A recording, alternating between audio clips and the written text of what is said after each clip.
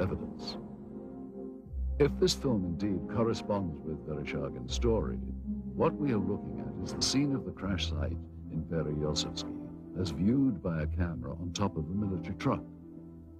The focal point of this scene is here, and indeed appears to be a disc embedded in the ground. Here we see soldiers exiting the truck, led by a captain. The troops are met by another officer, this one a major, and then they join other soldiers and officers already on the scene. This footage is one of 4 reels of film acquired during our investigation. Explore it. This film footage certainly seems to depict interest by Russian military personnel in the object that is seen sticking out of the ground. Soldiers, officers, and civilian-clothed agents are deployed around the site, and they appear to be both guarding and examining the object. This is what we found on one of the 4 reels of film obtained in Russia.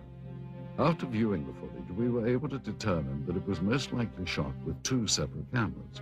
One apparently a handheld camera, which starts out on the approaching truck, and a second one seen here on a tripod.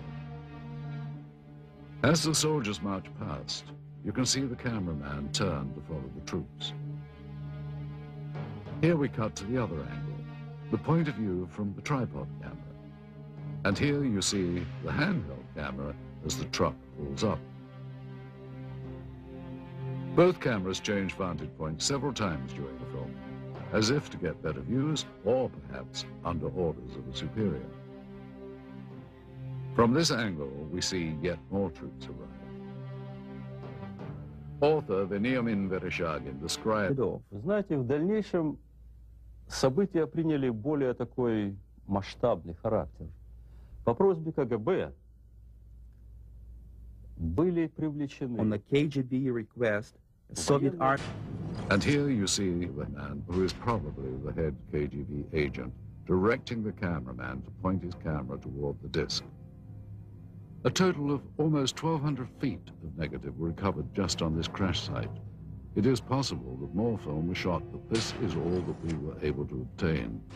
None of this film depicts the removal of the disc itself, and at no point do we see inside the object.